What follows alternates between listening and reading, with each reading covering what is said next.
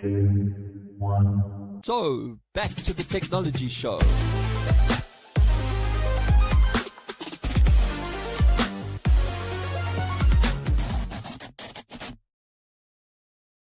It is the Technology Show, and I'm coming to you from Barcelona for Mobile World Congress 2025. I wish this is the show that I do every single year when I sit here and drool and moan about the fact that I'm not at MWC 2025.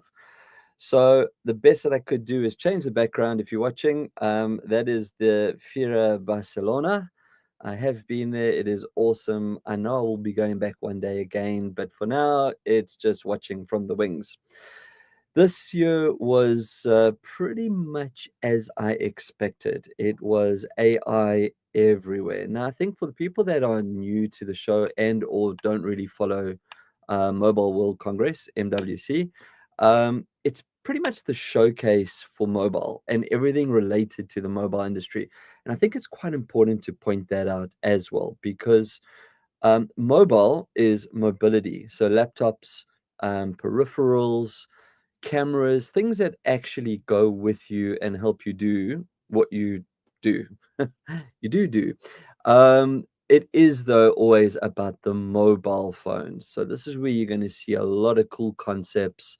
Phones that are coming out, the brands release the next versions of their phones or the next iteration of their phones. I am going to talk about one or two of them today.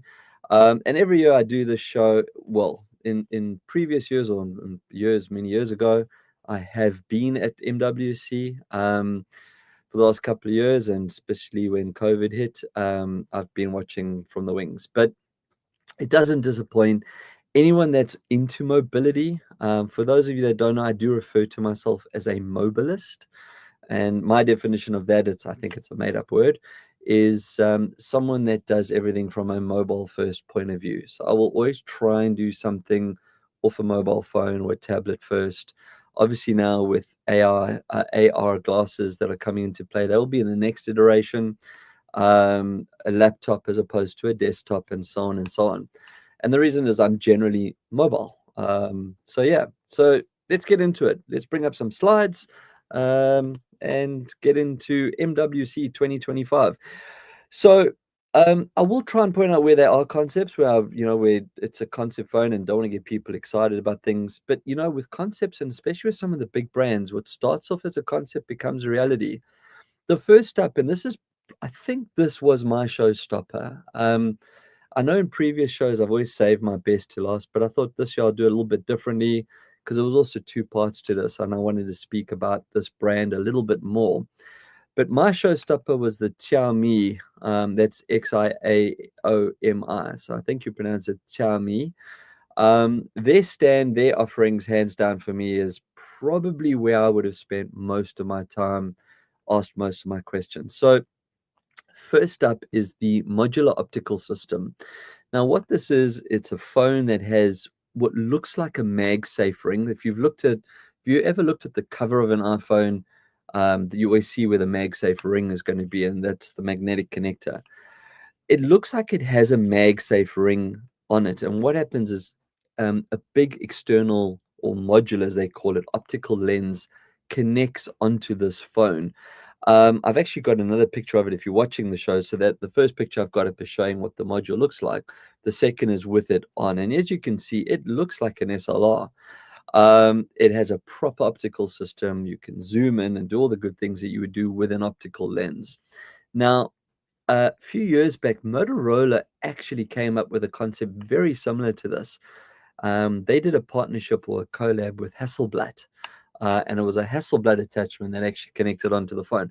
I do have the phone. It's in my collection. And when I got it at the time, it was an incredible device. It took incredibly clear and photographically sound photos off a phone. But it was using Hasselblad's lenses and then mimicking the software that was used to process the photos, sorry. So, yeah, the modular optical system, as I said, it is a concept. That doesn't mean it will not make it to retail, but yeah, I'm going to stay with Xiaomi, and more specifically their Someone gave me a thumbs up on that. Kylie. Hello, Kylie. I thought you were supposed to be on lunch, not watching the show. So the Xiaomi 15 Ultra. Now, this is something that, again, they did say it was a concept, but knowing what I know about phone companies, and especially a brand like Xiaomi, I would bet that we would probably see this device actually come up. Yeah, Kylie's actually said the camera. There it is up on the screen, Kylie. You made it. The camera. This one is incredible. So this system doesn't have any attachments. The 15 Ultra, they did a partnership with Leica to make these lenses. I've noticed a lot of the Asian brands partner with Leica. Huawei did it a few years ago. In fact, they got themselves into a little bit of trouble because they took pictures for the advertising as shot on Leica lenses, but they weren't. I think it was shot on a Canon or a Nikon or something. I can't remember what the metadata revealed about it. Anyway, back to the Ultra 15. This has a quad camera system, of which one is a 200 megapixel periscope designed lens. And this affords a 17 times lossless zoom. Now, to put that into perspective for you, the iPhone Pro, the 16 Pro, I think is a 5 times optical zoom. The Google Pixel Pro 9, which I've reviewed as well, also has a 5 times optical zoom. This is 17 times. It is more than 3 times better than the current flagships that we have on the market. That is quite something. That is definitely not to I can't even think of the right words. I'm flabbergasted. But what they did was one of the videos, and I always say this when I do these type of shows about events like Mobile World or CES or product launches. If you're a tech person and you enjoy technology, Google this stuff. It really is cool. And there's a lot of other people like Android Central and Android Police. They go around and do some really cool shows as well. But basically, if you Google the Xiaomi launch of the 15 Ultra, they hid this little like yellow thing on a sign like super far away. There's no way you could see it. And then when you go to their stand, then they zoom in and you get to see what it is, this little like yellow thing. So very cool, nice way to show off the phone. For now, as I said, it is a concept. We don't know if it's coming to market. There was another brand that was playing with periscope style lenses. In fact, I think I talk about it a little bit later on the show, so I'll leave it for now. So this type of technology is definitely possible. It does make the phone a bit heavier, which is maybe one drawback because there's a lot of lens and glass technology in there. But let's see what happens. I'm going to say with Xiaomi, and I didn't put a slide up, but they showed the SU7, which is their car. It was there last year as well. The difference between last year and this year, they're taking pre-orders. So they are going to roll out with the electric car. Now, I mentioned Sony a few years ago or a few shows ago. They've got to show a car as well. And, when you take Sony's technology, their screen technology and so on, you can imagine the screens inside the car. Xiaomi had been making phones and screens and stuff for years. They make a very cool scooter range. My son actually has a Xiaomi scooter, electric scooter. That was a brand he specifically wanted as opposed to the Segway. So I think their car would be pretty cool, and tech-wise, it would be awesome. So anyway, so that was Xiaomi. I think for me, brand of the show, definitely phone of the show with the modular. Where are we going next? Oh, this is HMD. Now, HMD, if you don't know, is Nokia. They rebranded when they broke away from Microsoft a few years ago. I don't actually know what HMD stands for. Probably stands for something. Handmade devices. I don't know. Anyway, so HMD announced the Fusion X1. Now, the whole thing with the Fusion X1, and I did mention the Motorola Hasselblad with its connectors. They've gone the same route. They had 3 really cool connectors that they showed at the show. This phone has come out, is coming out. The connectors are coming out. The one is like a little ring that you can use to balance your flow. It goes around the camera casing, and you can use it to like a stand to hold up your phone. So if you've got your phone on the table and you want to watch content, but the little ring illuminates, so you can actually flick it up. And then if you're doing a selfie and you're filming, you can change the brightness, the hue, the color of this little ring, so you can just amplify your content creation as well. It was pretty cool. Then they had the gaming pad, so the phone connects into the gaming pad, so that if you're playing games that work better with controls, like the shooter games, the racing games, this connects in. It also will charge the phone as well, from what I understand. And then on charging, they made a case that had a big battery pack in. So you had a protective case with a battery pack built in. That will make your phone quite a bit heavier. Bear that in mind. But if you are going to be carrying a battery pack around with you anyway, then I suppose it makes it a bit more practical. Now, the other thing that they announced, which did make the HMDX Fusion X1 stand out for me, is they've partnered with the Explorer app, which is spelled Xplora, so no E. And this was a way for parents to control their kids' phones. It will be a monthly payment, but what it does is it does the things like Find My. So you can see where your kid is, you can control their screen time. I can't believe this is coming out of me as someone that advocates for screen time. But when you've got young kids, maybe 8 to 12-year-olds getting their first phone, it's a great phone for their first phone. Got some cool little gadgets to turn into like a game phone as well. But more importantly, there does need to be controls. Explorer also has safety features. So if there's phone numbers that you don't want to ever get through to your kid, I hate always going to the negatives, but unfortunately, that's why these products come out. Maybe there was a bad relationship breakup, and for some reason you've got sole custody of your kid. You don't want the other parent being able to contact. You can block that number. That number will never ever get through.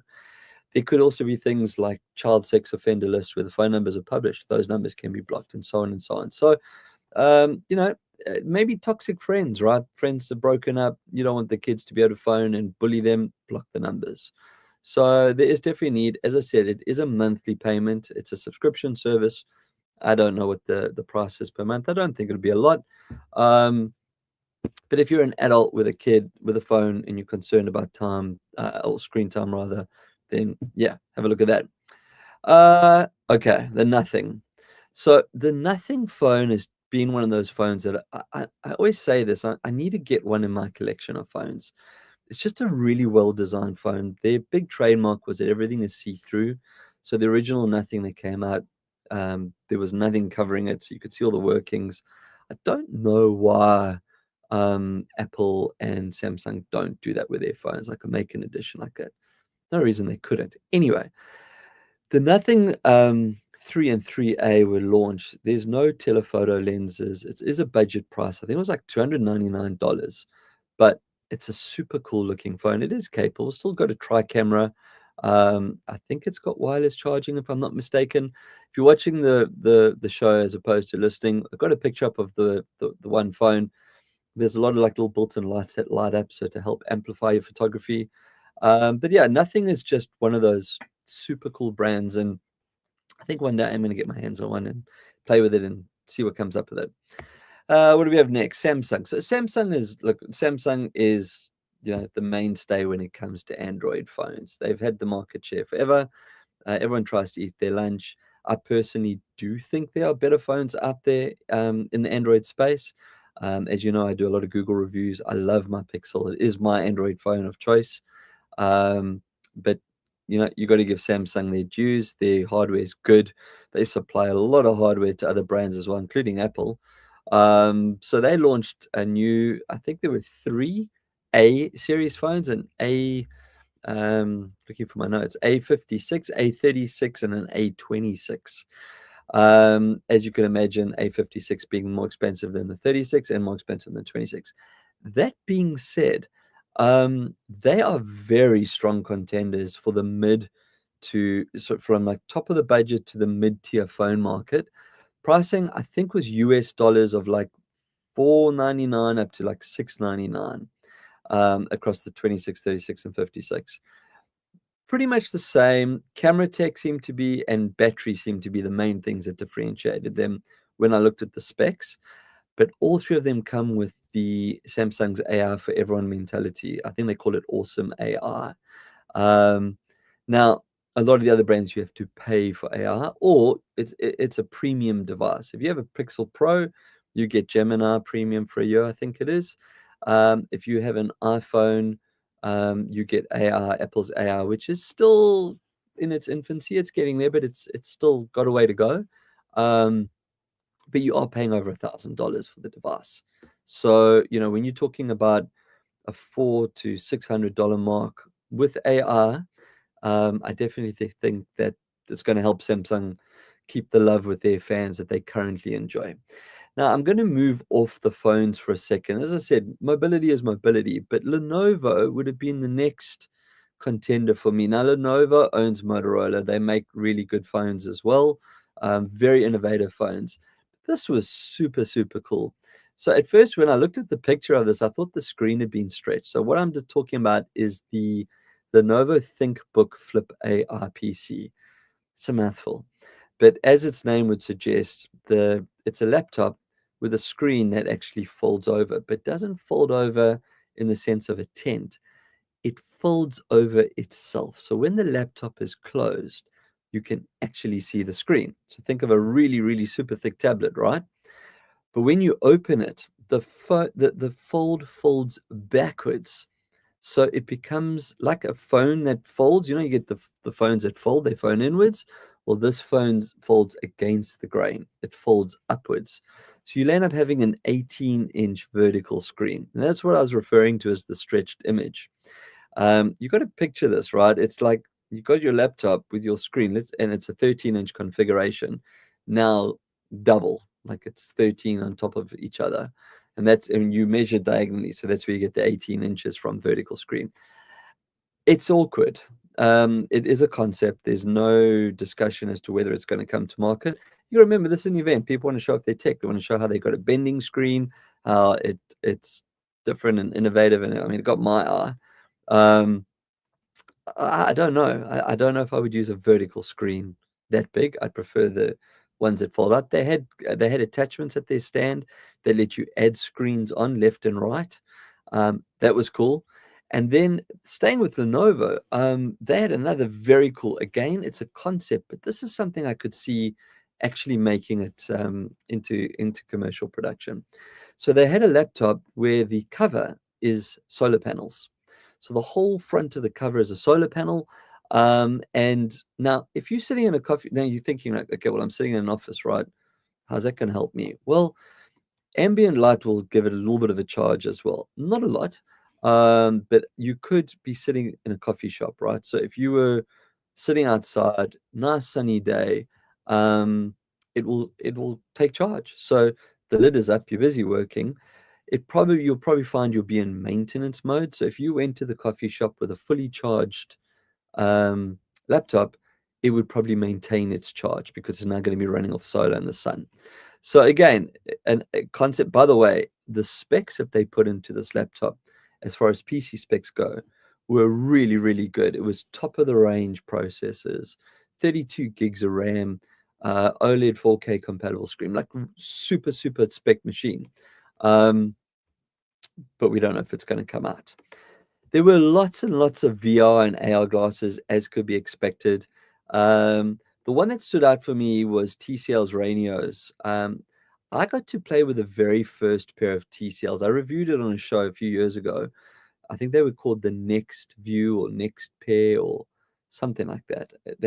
TCL had a whole Next branding positioning. Ranio, this is the Air 3 that was launched. Last year was Air 2. So this is their latest version of it. Basically, what it is, you plug in any USB-C device, and you now have it in like the equivalent of 108 or 110-inch screen up front and center. Why I'm discussing it, they've just refined it. It doesn't look as clunky as the original ones do. They were pretty slick. The lenses and the screens, from what I could read on the specs, were really cool. They've enhanced the speakers along the arms, so you've got that drop-down sound system. Although you could plug in and use your own headsets, which I would always advocate for anyway. If you're going to be playing games or consuming content where you're trying to actually immerse yourself by closing off, that's the important thing, though. Unlike VR headsets, you are not closed off from the world. So, you still can kind of see what's going around in peripheral view. If something comes at you, you'd see the movement below you. But yeah, there was a lot of interest in the Ranio Air 3s, the 3S, I think that is the correct name for it. So yeah, let's see how that goes on. Now I'm going to stay with glasses because I said that it's a category. This is from a company, they call them Bleek Up. So Bleequp. You can Google it. And they are cycling glasses.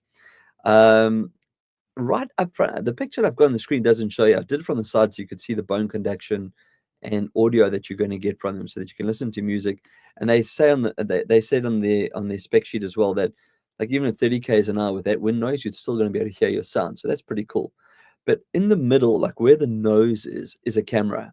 So it actually films from pure POV, as opposed to other smart glasses seem to have their cameras in the temples, like right at the sides where the arms join. This is front, up, and center.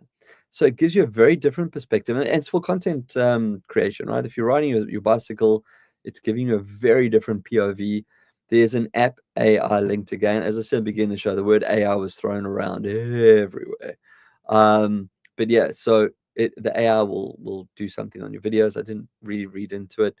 It will link to your phone, which means that if you have a crash, not only will you be able to record the crash, but it will then also send the alert signal as well. So when the video stops recording because there's no more movement, it will then do the alert signal, which will probably be dependent then on your phone's capability of what it does. And most of the top-end phones have emergency crash, emergency calling or texting, like falls, that kind of thing.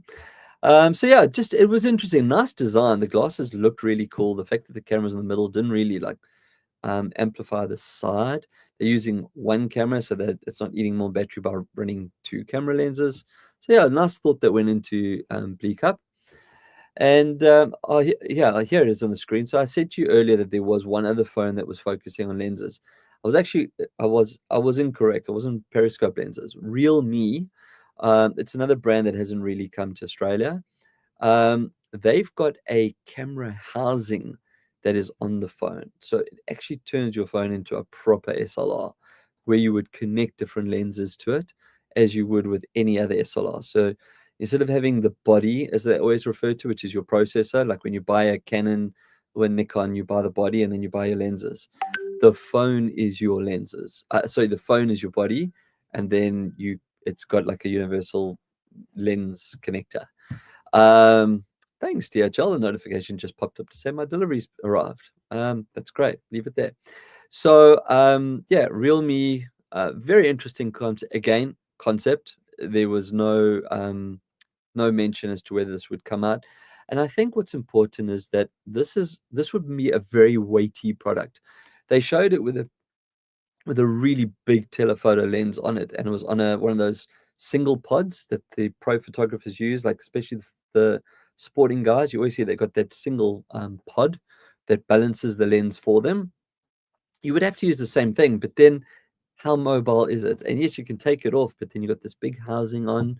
So I think it was just more about Realme showing and flexing. They had some other cool stuff there as well. There was a phone, the case changes color. The back case changes color based on the weather. So if it's cold, it goes blue, and if it's warm, it goes yellow. And I don't know, maybe if you're holding the phone, it will change colors. I didn't really follow it. I mean, it's a bit gimmicky. I don't know if it was Realme or someone else had a phone that you could take an image and send it to the back of the phone as well. So that was, again, cool. Staying with concepts, I don't know this brand. It's called Infinix. Infinity, but without the T, with an X. Infinix. I don't know. Again, concept phone. But this is a solar charging capable phone. Now, there was quite a nice interview with the guy. The phone itself is great, as you would expect from any Android phone nowadays. They're capable phones. Cameras were good. Screen was a nice size. But the concept being that you could put your phone face down on the same coffee table scenario we're talking about. Maybe you're at the beach, at the swimming pool. Just put your phone face down, and I think it will charge your phone up to 10% in 1 hour, is what they said. So, if you're out and you're not using your phone, your battery's getting really low. The other thing that I was thinking about is if you put your phone in the car, in a cradle, like I do, my phone often heats up. In fact, the phone has actually turned itself off because of overheating. That's how strong the sun is on the back of the phone. So if you have a back of a phone that is now a solar panel that takes that heat and turns it into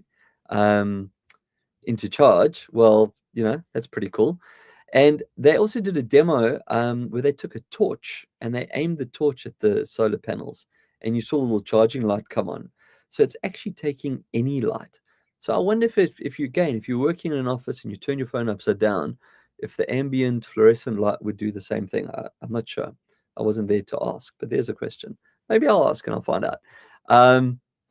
So yeah, there's that was again concept phone, and that's always the thing with concepts, right? Is that they they're there to they're there to brag and to flex.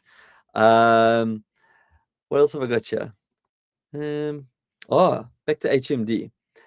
I thought this was super cool. So I'm an earphones guy. I do like earphones, and I have to give a shout out to Aria as well.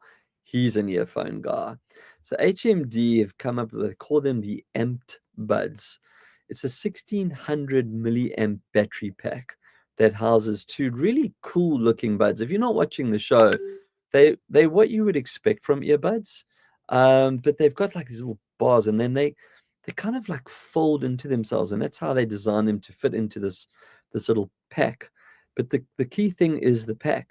So as it is, the buds will hold or be charged up to 190 hours. I mean, it's an incredible amount of time for earbuds. But you can also use it as a charging pack.